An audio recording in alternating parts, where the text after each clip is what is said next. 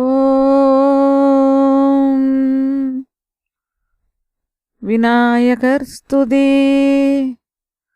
மூஷிக வாகன மோதக ஹஸ்த ஷ்யாமளகர்ண விளம்பித சூத்ர வாமன ரூப மகேஸ்வர புத்ர விக்ன விநாயக பாத நமஸ்தே. வேளமுகத்து விநாயகனை தொழ வாழ்வு மிகுந்து வரும். வெற்றி முகத்து வேலவனை தொழ புத்தி மிகுந்து வரும். வெள்ளி கொம்பன் விநாயகனை தொழ துள்ளி ஓடும் தொடர்ந்த வினைகளே அப்பமுப்பொழுதும் ஆமுது செய்தருளிய தொப்பையப்பனை தொழவினை அருமே. ஓம் ஓம் ஓம் ஓம் ஓம். ஸ்ரீ பாண்டுரங்க பரபிரஹ்மனே நமக. ஸ்ரீ பண்டரிபுர பாண்டுரங்க கிருஷ்ண கதை. பண்டரிபுரத்தில் இருக்கும் பாண்டுரங்க பகவானுக்கு விட்டல பாண்டுரங்கன் என்று பெயர். இவர் புண்டரீகன் என்ற தாய் தந்தையின் மீது மிகுந்த ஈடுபாடும் பக்தியும் பணிவிடைகளும் செய்து வாழ்ந்து வந்த ஒரு பக்தனுக்காக இங்கு எழுந்தருளினார் என்பது வரலாறு. புண்டரீகரின் கதை பலவிதமாக சொல்லப்படுகின்றது. அதில் முதல் கதை, முன்னொரு காலத்தில் புண்டரீகர் என்ற ஒரு மனிதர் இன்று தமிழ்நாடு உள்ள பகுதியில் வாழ்ந்து வந்தார்.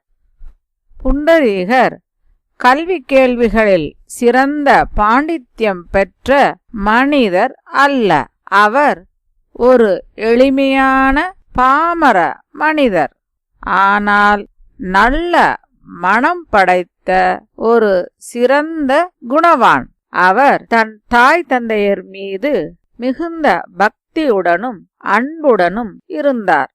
புண்டரீகர் தன் தாய் தந்தை மனைவி மக்களுடன் நல்ல முறையில் வாழ்ந்து வந்து கொண்டிருக்கும் பொழுது ஒரு நாள் ஒரு கதா காலட்சேபம் செய்பவர் புண்டரீகர் இருந்த ஊருக்கு வந்தார். கதா காலட்சேபத்தை புண்டரீகர் கேட்டுக்கொண்டிருந்த பொழுது கதா காலட்சேபம் செய்பவர் தன்னுடைய பேச்சின் நடுவே மனித பிறவி எடுக்கும் ஒவ்வொருவரும் அந்த பிறவி முழுமை அடைய வேண்டும் என்றால் ஒரு முறை காசிக்கு சென்று வர வேண்டும். அப்படி காசிக்கு சென்று வந்தால்தான் அவர்கள் மனித பிறவி எடுத்த பலனை முழுவதும் அடைய முடியும் என்று கூறுவதை கேட்டார். உடனே புண்டரீகருக்கு காசிக்கு செல்லும் ஆசை எழுந்தது. புண்டரீகர் தன்னுடைய ஆசையை தன்னுடைய தாய் தந்தையரிடம் கூறி காசி யாத்திரை செல்ல உத்தரவு கேட்டார். அப்பொழுது வயதான அவரின் தாய் தந்தையர்கள், மகனே, நாங்களும் மனித பிறவி எடுத்த பலனை அடைய விரும்புகிறோம். எங்களையும் உன்னுடன் காசிக்கு அழைத்துச் செல் என்று கூறவே புண்டரீகரும் அதை மறுக்க முடியாமல் சரி என்று தன் தாய் தந்தையரையும் தன்னுடன் அழைத்துச் செல்ல முடிவெடுத்தார். அதை கேட்ட அவரது மனைவி, நீங்களும் பெரியோர்களும் இல்லாமல் நான் மட்டும் குழந்தைகளுடன் இங்கு இருந்து என்ன செய்வேன்? நானும் உங்களுடன் காசிக்கு வருகிறேன் என்று கேட்க, நல்ல மனம் படைத்த புண்டரீகர், சரி வாருங்கள் என்று தன் குடும்பத்தார் அனைவரையும் அழைத்து கொண்டு காசி யாத்திரை புறப்பட்டார். அந்த காலத்தில் இன்று போல் காசி யாத்திரை அவ்வளவு எளிதல்ல. ஆனால் நல்ல மனம் படைத்த புண்டரீகர் அந்த சிரமங்களை கவனத்தில் எடுத்துக்கொள்ளாமல் அனைவரையும் அழைத்து கொண்டு காசி யாத்திரை புறப்பட்டார். வயதான தாய் தந்தையரையும் தன்னுடன் அழைத்து கொண்டு சென்ற காரணத்தினால் அவரால் விரைவாக செல்ல முடியவில்லை. ஆங்காங்கு தங்கி மிக மிக மெதுவாக காசி யாத்திரை பயணத்தை மேற்கொண்டார். ஒரு வழியாக அவர் சந்திரபாகா நதிக்கரையை அடைந்தார். அங்கு வந்த நேரத்தில் புண்டரீகரின் தாய் தந்தை இருவருக்கும் உடல்நிலை சிறிது மோசமடைந்தது. எனவே அங்கு குடில் அமைத்து தன் தாய் தந்தையரை பராமரித்து வந்தார். ஆனால் அவர் மனத்தில் ஒரே வருத்தம். காசிக்கு செல்ல முடியவில்லை என்று மிகவும் ஆதங்கத்துடன் தினமும் சந்திரபாகா நதியில் நீராடிவிட்டு தன் அன்றாட கடமைகளை செய்து கொண்டு தன் தாய் தந்தையருக்கு மிகுந்த கவனத்துடனும் பரிவுடனும் பணிவிடை செய்து வந்தார். ஆனால் அவர் மனத்தில் காசிக்கு செல்லுவதில் ஏற்பட்ட தடங்களால் ஒரு வருத்தம் இருந்தது. புண்டரீகர் குடில் அமைத்து வாழ்ந்து வந்த பகுதியில் குக்குட முனிவர் தன்னுடைய ஆசிரமத்தில் வாழ்ந்து வந்தார். ஒரு நாள் புண்டரீகர் முன்னிரவு நேரத்தில் உறக்கம் வராமல் விழித்திருந்த பொழுது குக்குட முனிவரின் ஆசிரமத்தை பார்க்க நேரிட்டது. அப்பொழுது 3 கரிய உருவம் படைத்த பெண்கள் அவரின் ஆசிரமத்திற்கு வருவதை கண்டார். மிகவும் ஆச்சரியத்துடன் ஒரு முனிவரின் ஆசிரமத்தில் 3 பெண்கள் நுழைவதை பார்த்து அதை கவனிக்கலானார். அந்த பெண்கள் குக்குட முனிவரின் ஆசிரமத்தை சுத்தம் செய்து தண்ணீர் தெளித்து பூக்களை பறித்து அலங்காரம் செய்து அங்கு எல்லா பணிவிடைகளையும் செய்வதை கவனித்தார். பொழுது புலரும் நேரத்தில் அந்த 3 பெண்களும் தன்னுடைய அகோர வடிவம் நீங்கி மிக்க அழகுடைய நங்கைகளாக மாறி ஆசிரமத்தில் இருந்து வெளியேறுவதை பார்த்து மிகுந்த ஆச்சரியம் அடைந்து அந்த பெண்மணிகளின் அருகில் சென்று அவர்களை வணங்கி, தாய்மார்களே வணக்கம், என் பெயர் புண்டரீகன். இங்கு அருகில் உள்ள குடிலில் என் தாய் தந்தையருடன் வசித்து வருகிறேன். தாயே, நீங்கள் யார்? நேற்று இரவு மிகவும் அகோர தோற்றத்துடன் இங்கு வந்ததை நான் பார்த்தேன். இங்கு வந்து பலவித பணிவிடைகள் செய்வதையும் நான் கவனித்தேன். இப்பொழுது உங்களுடைய அகோர உருவம் மறைந்து மிக்க அழகுடைய பெண்களாய் மாறி செல்லுவதைக் கண்டு நான் மிகவும் ஆச்சரியமடைந்தேன். இதன் காரணம் என்ன? இவர் யார் என்று மிக்க பணிவுடன் கேட்டார்.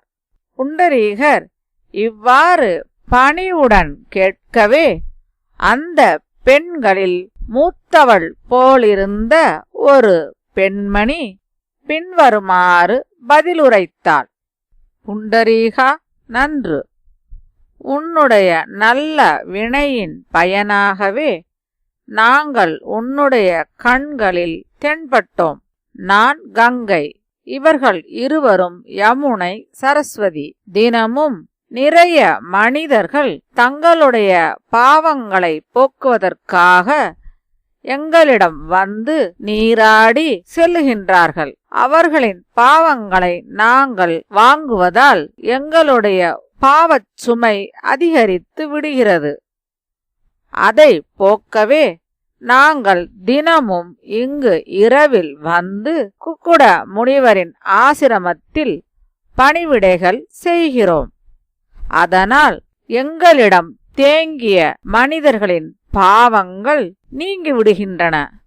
மீண்டும் நாங்கள் புது பொலிவுடன் காலையில் எங்களுடைய இருப்பிடத்திற்கு செல்லுகிறோம் என்று கூறினாள்.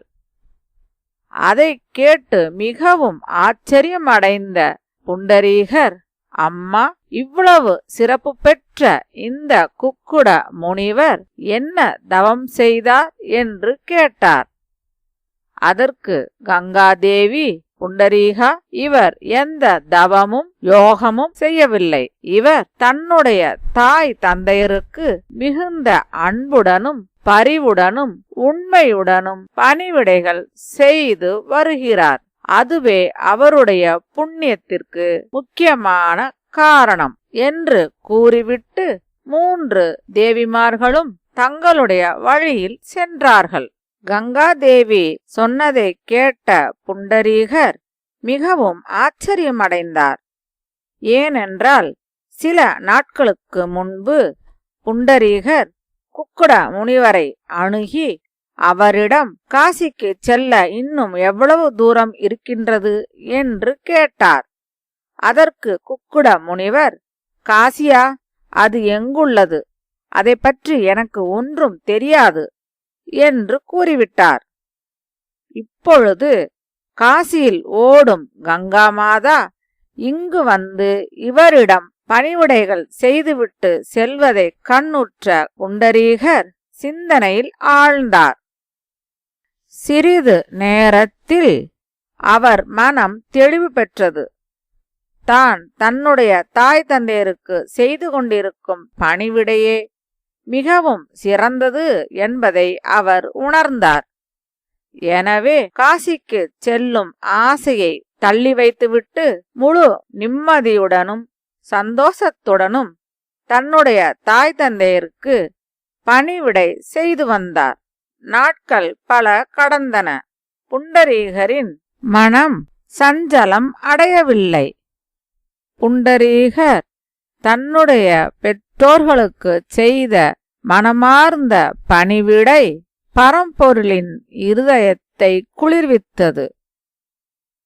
பரம்பொருள் கிருஷ்ணர் புண்டரீகரின் பெற்றோர் பணிவிடையை உலகுக்கு உணர்த்த விரும்பினார்.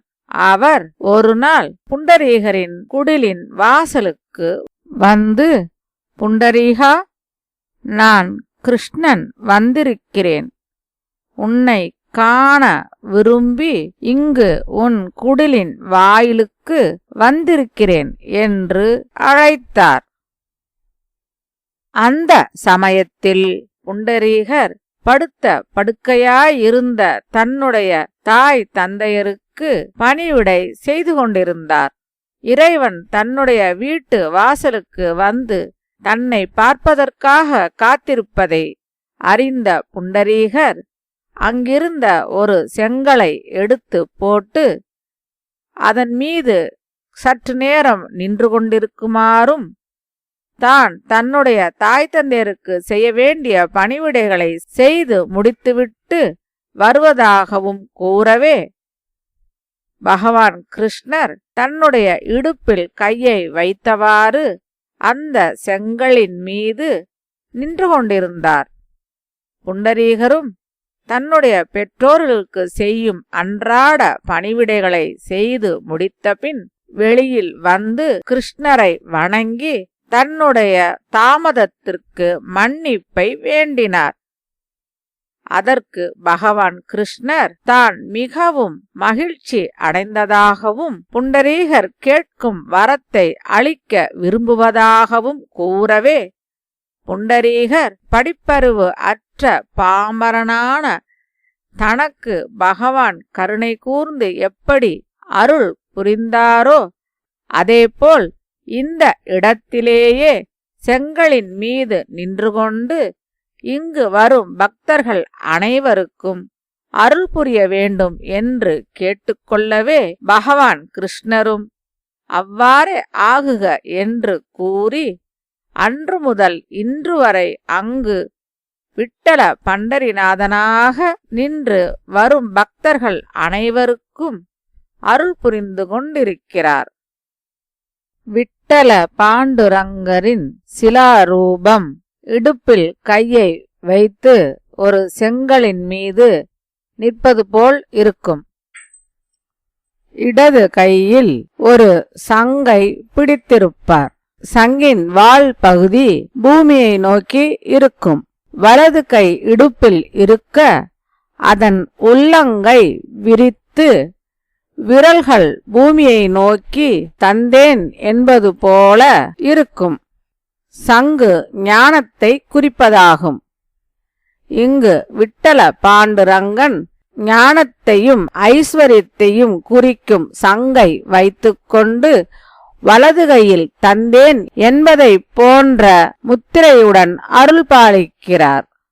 ஞானத்தை தருவதற்காக விட்டல பாண்டுரங்கன் எப்பொழுதும் தயாராக இருப்பது போல் அந்த தோற்றம் அமைந்திருக்கும். பண்டரிபுரத்தில் பாண்டுரங்கர் எழுந்தருளுவதற்கு காரணமாய் அமைந்தவர் புண்டரீகர்.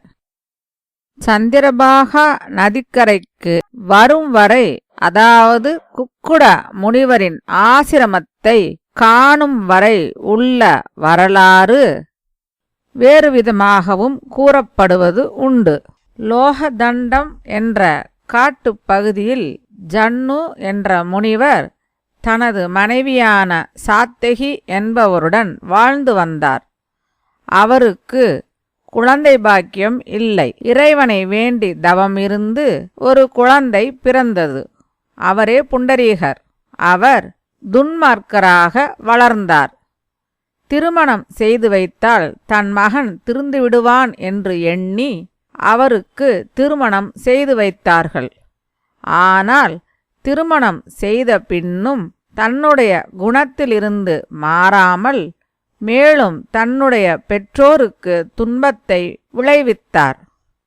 இதன் காரணமாக மனம் வெதும்பிய ஜன்னு முனிவர் தன்னுடைய மனைவியுடன் காசி யாத்திரைக்கு புறப்பட்டார். தன் பெற்றோர்கள் காசிக்கு செல்லுவதை அறிந்த புண்டரீகரும் தன் மனைவியுடன் 2 குதிரைகளில் காசிக்கு புறப்பட்டார். போகும் வழியில் சந்திரபாகா நதிக்கரையில் தண்டு இறங்கி தங்கியிருக்கும் பொழுது குக்குட முனிவரின் ஆசிரமத்தை காணும் வாய்ப்பு ஏற்பட்டது. புண்டரீகரின் முற்பிறவிகளின் நல் வினையின் காரணமாக அங்கு அவர் கங்காதேவியை சந்திக்க நேர்ந்தது. பின்பு கங்காதேவியின் உபதேசத்தால் மனம் திருந்தி தன் முதிய பெற்றோர்களை அவர் கவனிக்கலானார். அதன்பின் தன்னுடைய கடமையை சரிவரச் செய்ததால் இறைவனின் அருளுக்கும் பாத்திரமானார்.